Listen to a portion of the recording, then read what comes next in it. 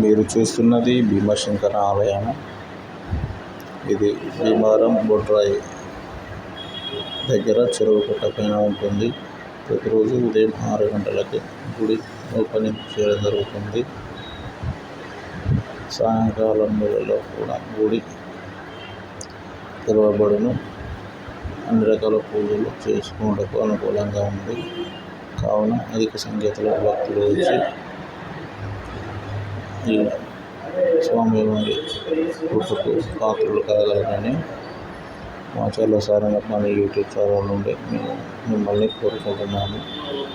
ఓం నమః శివాయ, ఓం నమః శివాయ, ఓం నమః శివాయ, ఓం నమః శివాయ.